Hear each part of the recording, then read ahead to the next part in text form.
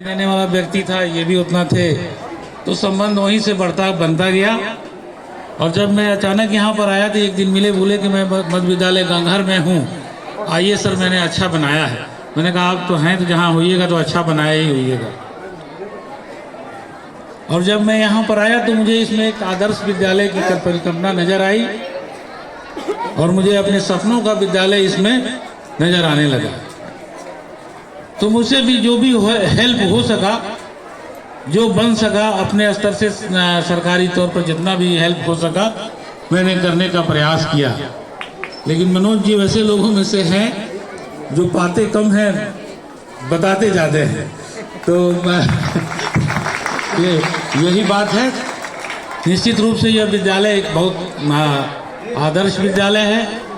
मैं चाहता कुछ और हूँ, उससे एक कदम आगे हो गए ये काम करते हैं। मैंने यहाँ आने से पहले मैं ये नहीं सोचा था कि उधर फर्स्ट फ्लोर पर ये किचन गार्डन भी बनवा रहे हैं। तो मैं जब भी यहाँ पर आता हूँ एक नई चीज़ देखता हूँ।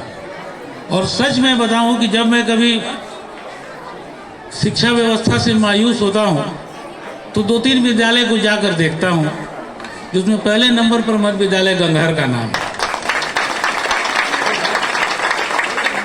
मैं मायूसी इस वजह से होती है कि कहीं गए देखे कि 25 गो मास्टर साहब बैठे हुए हैं, 5 गो बच्चा नहीं है, छिन्न हो जाता है मन। एक दिन नींद नहीं आती है तो कहते हैं चलो अगले दिन भाई थोड़ा सा गंगहर को देख कुछ तो अच्छा लगे। और मैं ऑटोमेटिकली आ जाता था इस तरह से। मुझे डायरेक्टर सेकेंडरी साहब ने एक बार बताया कि यार पहले आए तो 2-3 स्कूल उन्होंने जो बड़ा खराब देखा तो बड़े मायूस थे कि क्या हम लोग कर रहे हैं कि स्कूल सब बढ़िया नहीं दिख रहा है। यहाँ पर आए तो बड़ी खुश हो गए। तो हमसे रास्ता में बोले, मैं दोनों आदमी एक ही गाड़ी में जा रहे हैं। ये जानते हैं डीओ साहब, सारी इस विद्यालय को देखकर मेरी सारी खिन्नता दूर हो गई, है ना। मुझे लग रहा था कि मैं कुछ नहीं कर रहा हूँ, लेकिन यहाँ पर आके देखने के बाद से लगा कि हम लोग कुछ ना कुछ कर रहे हैं। खासकर डायरेक्टर सेकेंडरी थे तो 9वां-10वां के बच्चों का क्रैश की उपस्थिति देखकर वो काफ़ी प्रसन्न हुए। उनका वोकल बात सुन के काफ़ी। सभी बच्चे यहाँ पर मौजूद हैं। सभी बच्चों आपको बहुत बहुत बधाई। हम जब भी आते थे तो आप लोग कुछ न कुछ मुझसे कहते थे या मनोज जी कहवाते थे। मैंने अपने सामर्थ्य के अनुरूप हर वो कुछ देने का प्रयास किया जो आपको चाहिए था।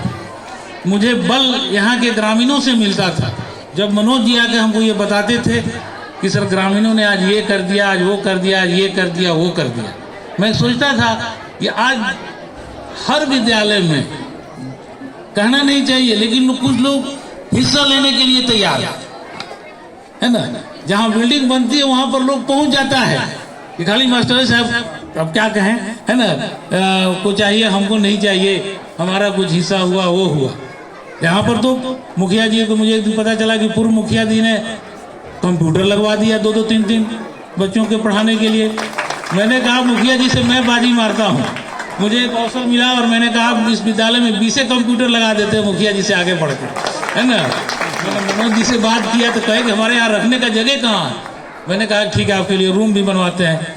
तब मैंने कड़ारी के हेडमास्टर, उस समय उतना फंड नहीं था हम लोगों के पास, तो कड़ारी के हेडमास्टर साहब से बात की। उन्होंने कहा चलिए सर आपकी इच्छा है तो यहाँ पर बनवा भी देते हैं। तो आज का ICT लैब यहाँ पर नज़र आ रहा है। एक्चुअली आदमी को देने की इच्छा उसी को होती है जब, मेरे लिए कम से कम, जहाँ उसका कुछ रिटर्न मिलता हो, मैंने लगे कि हम उसका सदुपयोग हो रहा है। लोग आते हैं, मैं देखता हूँ, कहते हैं सर हमको 100 जोड़ा बेंच दे दीजिए। हम कहें नामांकन कितना है तुम्हारे यहाँ? तो 200। एक बेंच पर 2 बच्चा बैठाएंगे। काहे 2 बच्चा बैठाओगे भाई? हम लोग तो बैठते पढ़ते थे तो 5-5 को बच्चा बैठ के पढ़ते थे, तुम 4 बैठाओ। 2 समय प्रति बच्चा, रोज कितना बच्चा आता है? 50% आता होगा, 60% आता होगा, 70% आता होगा, तो 140 आया। तो 35 जोड़ा बेंच में काफ़ी है, तो तुम 100 जोड़ा बेंच काहे मांग रहे हो? पता चला कि उनका बेंच वाले से सेटिंग है। तो वैसे जगहों पर देने की इच्छा नहीं होती है। आज मुझे खुशी है कि जहाँ भी हम लोगों ने, इन्होंने मांगा, हम लोगों ने अपने सामर्थ्य के अनुरूप दिया, तो उसका सदुपयोग है।